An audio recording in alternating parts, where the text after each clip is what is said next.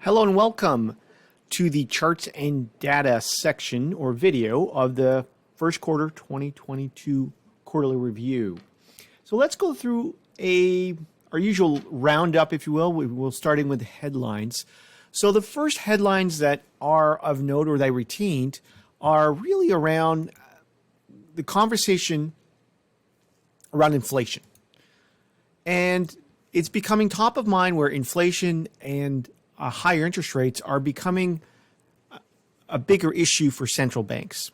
The other headline is really around the unintended consequences of war, and it sounds terrible to say it that way, but basically Ukraine is the breadbasket for many countries, and the war in Ukraine is going to have some unintended consequences around wheat exports and obviously the accessibility of food sources for many countries as time marches on. Also, interesting things, this map is really of how much a price of a gallon costs. And it just kind of surprised me that a large part of the world is still paying not a lot of money per gallon. And whereas North America and Europe, or Canada and North America and parts of Asia have seen some significant increases. I guess my point here is that the increase in the cost of a gallon of gasoline is not uniform across the globe. The other interesting thing is it's the first headline I seen that came out in February around the oversupply of chip shortages. For the past year, almost 2 years, we've been hearing about chip shortages and their impact on a whole host of consumer goods, including cars and electronics. And it's quite normal that you, at the end, once there's an adjustment period, meaning if there's a lack of supply, prices go up. Eventually, supply comes back on stream. But once there's an equilibrium between demand and supply, no one rings a bell. So eventually, supply continues to come on to the system, and that usually creates an oversupply situation. So I guess what this headline tells me is that we're beginning this. It's the beginning of the end of this chip shortage situation that we've experienced since basically 2 years ago. Not all the headlines are negative. I mean, we've got fantastic job numbers in Canada and the U.S. and many developed countries. We're seeing record profits for companies and their ability to pass on higher input costs. And finally, governments. Inflation is really good for governments. If you stop and think about it, their revenues are either consumption taxes, and those taxes are based on the price of goods. And if the price of goods are going up, clearly, the tax revenues are going up as well, and wage inflation. The other portion, if you will, of the revenue base for governments is income taxes. And so if you have wage inflation, you have larger tax revenues. So I said the theme about this quarterly's report is going to be around the yield curve and interest rates. So you're starting to see a lot more of this call for recession warnings as the yield curve inverts. Now, we just saw a small sliver at the end of this quarter, but it got market investors in a tiffy. So does a yield curve inversion equal a recession, and do all recession lead to bear markets? Should we sell now? The truth is it's a little bit more complicated. So let's look at the first piece of data. So here's a chart from Trellis through Statistica, basically outlining the number of months between a yield curve inversion and the beginning of a recession from going back to 1978. So we see that it's anywhere between 10 months and 33 months. What does that mean? It basically means yield curve inverts, and then 16 months, 10 months, or 33 months go by, and then the beginning of the recession or the recession starts. So don't forget that during those 33 months or 18 months or whatever the time frame is, or the lag, sometimes the market can continue to go up. So that's food for thought in terms of seeing a yield curve and necessarily hitting the sell button. So what does a yield curve look like? What does that even mean? So this is a chart. There's a lot going on. So we'll unpack this method in a very methodical way. So the first thing is the white line. That is the difference between a 2-year bond and the 10-year bond. Now, typically, the 10-year bond should pay more to investors than a 2-year bond. Why? Because you're locking your money away for eight more years. But sometimes the 2-year bond pays more than a 10-year bond. And that's when we have an inversion. So we have an inversion right here. So 0 is right here. So we have 1 inversion, 2 inversions, and so on and so forth. And so we're counting the inversions. There's 7 inversions. And this is the right recent one. We just clipped it. So sometimes the inversions are just a little bit of a dip. Sometimes they're not very deep, but they can be long and protracted. And sometimes they're quite deep, like we had in the 70s and 80s and the early 2000s. And the other chart that you see here is the blue line, which is the logarithmic scale of the S&P 500. So why did I choose this log scale is because each $100 or each dollar movement in the chart is a smaller vertical space, if you will. And the idea is it gives you a better idea of the amplitude of the movement.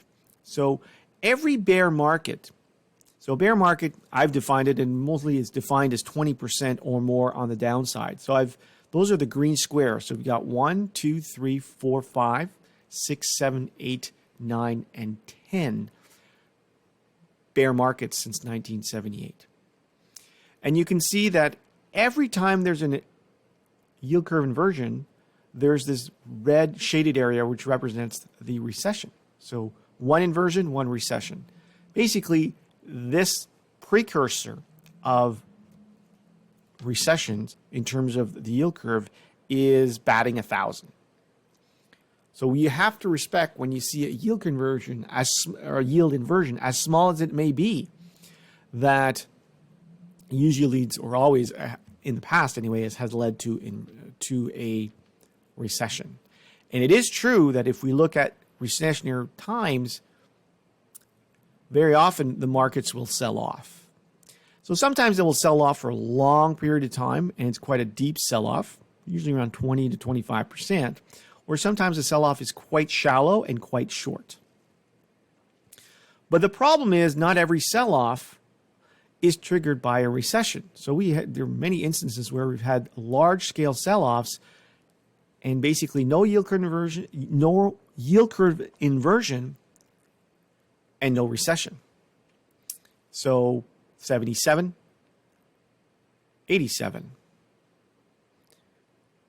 2010, 2011, and again in 2018. So you have to be very careful that necessarily if you think that you need to sell only or make adjustments only when there's a yield curve inversion, that would be wrong. Now, the other question that I find very interesting is that there's a lag, and we covered that in the previous chart. This is the initial yield curve inversion, and it was a very long and basically well over 18 months before the recession actually happened. But the market continued to rip up, continued to grow substantially before the recession. And you can see that at this time period right here in early 89, the market really continued, and the bear market that ensued thanks to the recession is actually bottomed out at a lower level than when the yield curve actually inverted. So again, selling the minute you see a yield curve inversion actually you can leave a lot of money on the table because the markets can continue to go up in significant fashion. In fact, in most cases, here is in 2005, we have a yield curve inversion, and the market goes up another 50%. So that's something to remember, that not all yield conversion immediately equate to a market sell-off.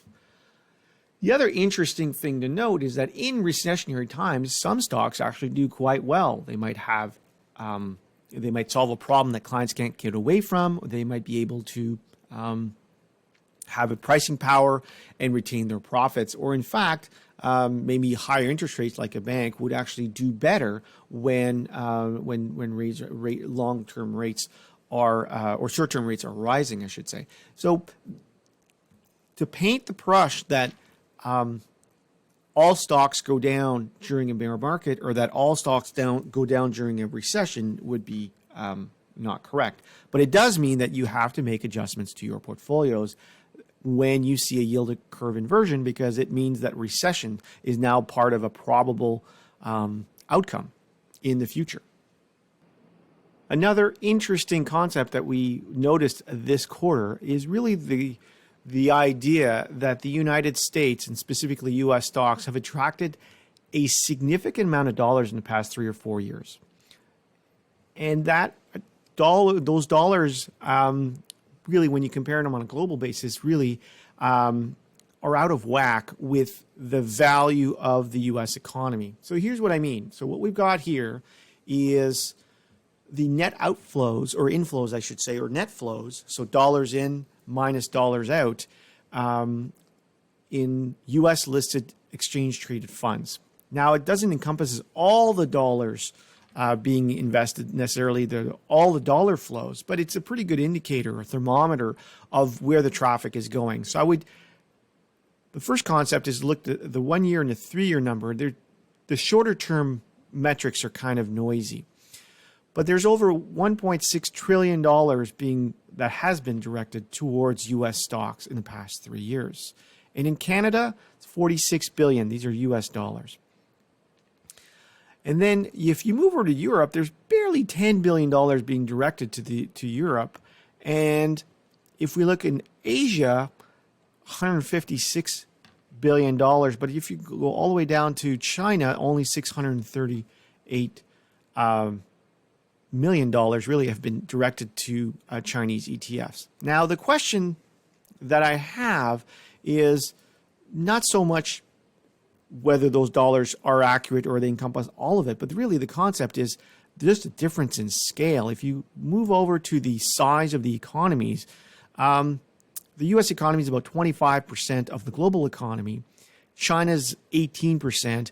And Europe is 15%. So if you gather together, you should say, well, okay, 25 and 32% for China and Europe combined, that's roughly should equate the dollar flows, all else being equal.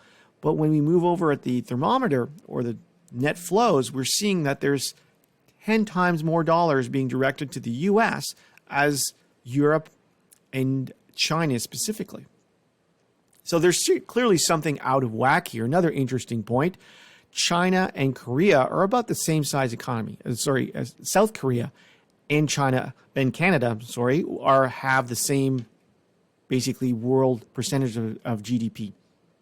However, the dollar flows are significantly don't reflect this. There's very few dollars going to South Korea in the past 3 years as opposed to Canada. So when we're making decisions in terms of where to redirect capital, we also want to be cognizant of where are investors directing their dollars, and does that direction even make sense? Because at the end of the day, if Europe and China represent 33% of the world's economy and the U.S. represents 25%, the difference between the dollar flows should not be 10x scaled towards the U.S., at least in our opinion. So the conclusion for us is that we have to continue to have a global approach when we look at investments in the context of our decisions. So the past decade has really belonged to the U.S. capital markets and the U.S. stocks. But the mindset question we're asking is, what will the next decade look like? Where are rates going? We get that question a lot. And the real answer is we have no idea. But let's look at the chart. So here what we have is the 10-year bond yield since 1962. So we can see the slow rise and then the acceleration in the yield on the 10-year U.S. bond. And it peaked in 1980. And since 1980, we've basically been on a one-way elevator down. You can also draw a very neat channel starting in the late 80s, basically that the interest rate on the 10-year bond have oscillated within this channel. And we're right on the cusp of the turn. Now the question is, are we going back to the larger channel? Are we going back to even mid-80s? That's a fear for many. Or are we simply going back to the mean? In other words, if you go back and look at the average 10-year yield on the U.S. bonds going back to the late 1800s, the average is around 4.4%. So is the 10-year simply going back to its long-term average? The 10-year yield, is it simply going back to its long-term average? That's really the question. So you really have to have an open mind about this and just recognize where we are in history and what do these channels look like. So why do interest rates matter? Because of math. I know many of you may not like math. I happen to like this one, but basically this is the equation of what investors do all day when they're trying to figure out what a stock is or an investment, any sort of investment, is worth. What you do is you lay out the future cash flow, which could be the future sales, future profits, depending on what item or what line on the income statement you're looking at. R is the interest rate. So two things to understand. So if your denominator is going up in value, it's reducing the present value of your calculation. So if interest rates go up in your R, it's going to reduce the value of the present value or today's value of your future cash flow. The other interesting thing to understand is the more your cash flows are weighted into the future, the bigger the N is. This change in R, this change in interest rate, is going to have a very large impact on today's value. In other words, like a teeter-totter. So the longer that the leverage is, or the longer that bench is, the more the small movement, the bigger the impact you will have at the other end of the teeter-totter. So interest rates for fast-growing companies or companies that are currently unprofitable but are expected to be profitable in the future, well, that change in interest rate, all else being equal, will have a more dramatic impact on its price today than a company that is consistently profitable or might be paying a dividend. So the interest rate sensitivity on fast-growing, unprofitable companies is much larger than companies that are profitable. So the conclusion, question that we have, we remain steadfast in our approach, but we are open to trying to better understand, is inflation still transitory, or is it something that is going to be much more pervasive? Government policies, they continue to determine the winners and losers. We can think of renewable energy. We can think of the policies. There's the recent laws that you're seeing globally around the restriction around even the outright ban of sales of internal combustion engines in 2035. But all of these measures, if we think about housing as another measure where governments have instituted policies, they're creating unintended consequences, which actually are benefiting the current asset owners to the detriment of either renters, if you think of housing, or people that want to get into the market, because asset prices have gone up so much in value that it's restricting the ability of new owners to come into the asset pool. Supply is still a challenge. We're bottlenecks. If you've gone to the grocery stores, you've probably noticed, or the largest, say a Walmart or a Target, you might have noticed that there's some bare shelves, which is a concept we have never seen prior to the pandemic. So clearly goods and labor. How many times have you been to a store or asked for a service to be rendered and it simply can't get done because there's no labor to do it? And so that challenge is still with us, and those two things are clearly inflationary. One of the ways to combat those three problems, which is whether inflation is transitory or not, whether or not government policies will continue to impact the winners and losers economically, and what does the supply picture of goods and services or goods and labor look like. One of the great ways to counter it are brands, companies that own their distribution network, and companies that are innovating and adding value to their clients. Those three things are very important to us because they're ways to counter the current economic cycle, which is inflationary at the moment. Thank you very much for watching. The goal remains for us to own great assets and look for new assets and purchase them at reasonable prices and to limit the risk of those assets that you do own by either reducing or even selling out of those assets when they're vastly overvalued. Ideally, we want to own these assets that are earning income, dividends. On those approaches, we remain steadfast. As always, if you have questions or comments, feel free to send us an email. Thank you for watching.